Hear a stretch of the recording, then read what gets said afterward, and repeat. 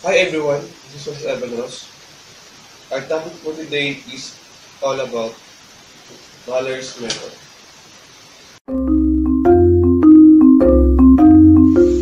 The Muller's method. It is a method that can be used to find the real root that lies at the x-axis. For some reason, it is similar to the second method in terms for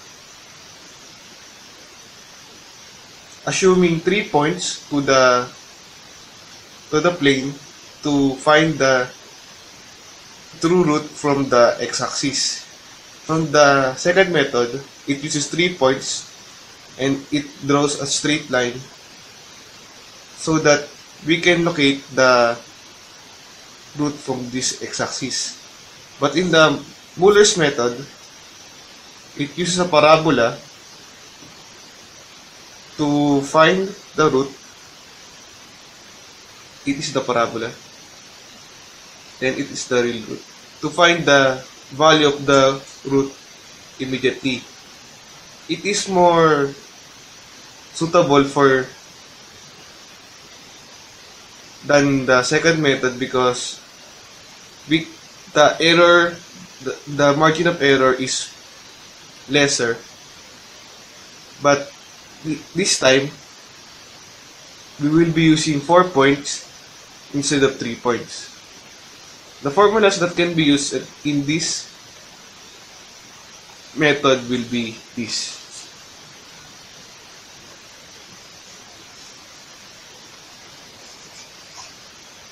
H sub O equals to x sub 1 minus x sub 0. H sub I equals to x sub 2 minus x sub 1. Delta O equals to sub 1 minus fx sub O.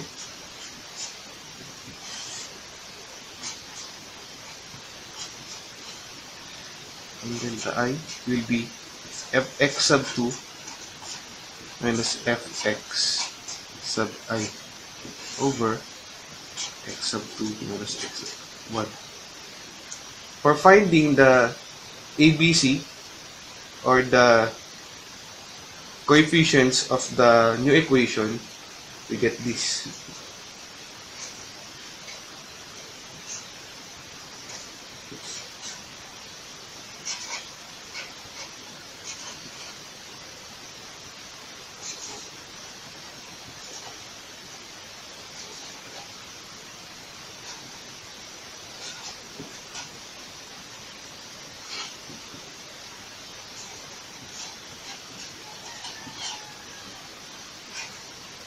For finding the x sub 3, which is the x sub r in some methods, will be x sub 2 plus negative 2c over b plus minus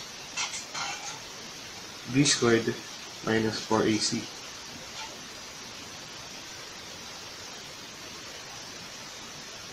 So, to elaborate further, let's make an example. Use Muller's method to determine the real positive root of this equation.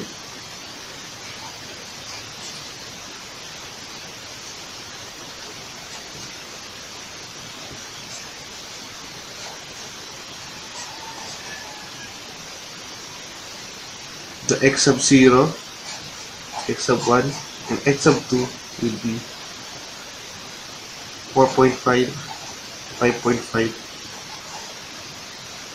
and 5.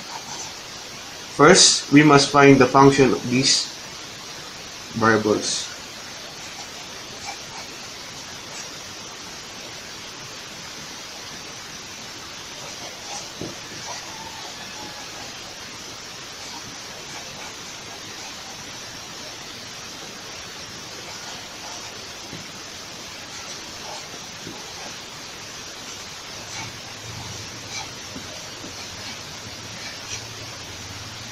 Then we substitute it to the formulas. First, the h sub o,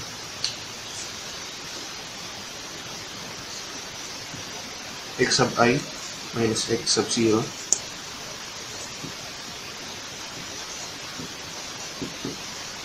is 1, h sub I 1 equals to 5 minus 5.5 equals to negative 0.5. Then, this equation, we substitute the values.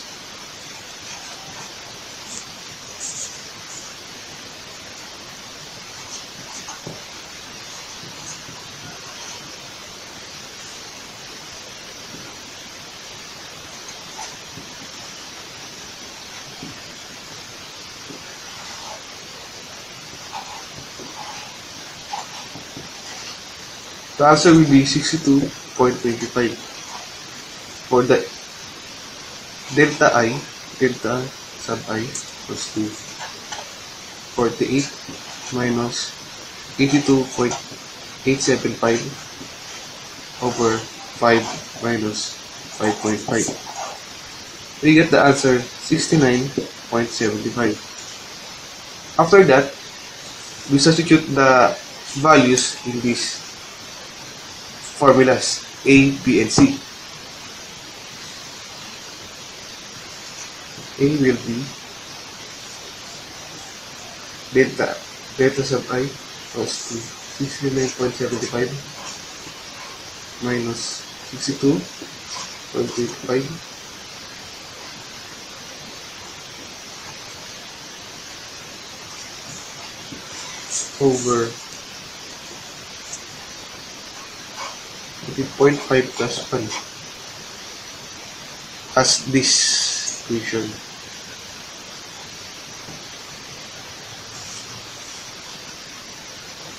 The answer will be 15. Letter B, AH1 plus 15 times 0.5 plus 69.75 will be 62.25. C, it is the function of x sub o, so it will be 48. Next, we must find the x sub r or the x sub 3. First, we must find the determinant. This is the determinant. We must first get it so that we can know if what is the sign that can be used in this portion. So it is plus or minus.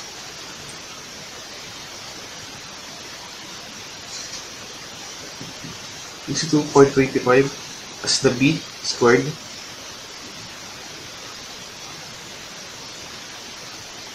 minus 4 times 15 as the A and 48 as the C or AC. The answer will be 31.5564. It is positive, so in the equation,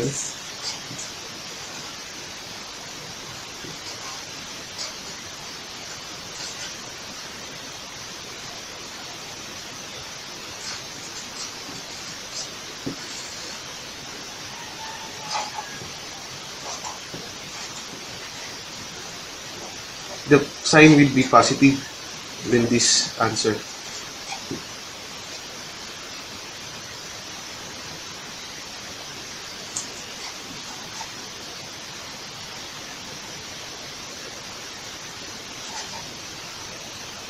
The answer will be 3.97, 64, 65.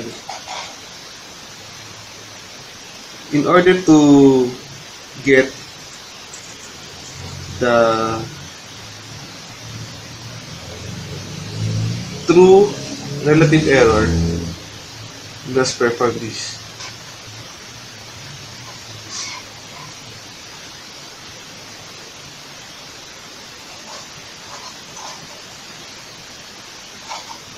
minus 5 over the new value. The answer will be 25.74, which means that we must repeat the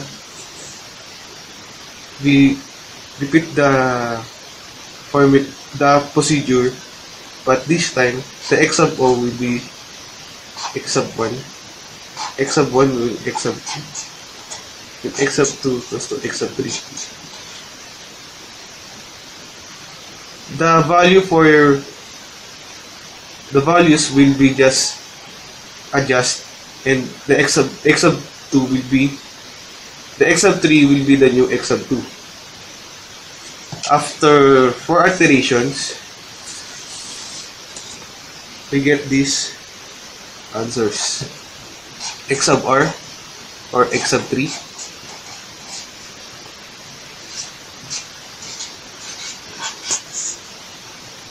the first value will be 5.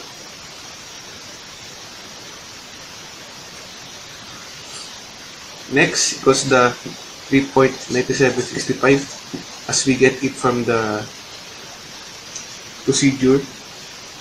Next goes to 0.00105. Next is 4. The approximate relative error will be 25.74, 0.6139, 0.0262, and 0.000119. In the third and fourth iterations, we already get the true value, which is 4. But in order to make sure that in the next iterations the answer will be 4, we added another iteration, but the answer stayed the same.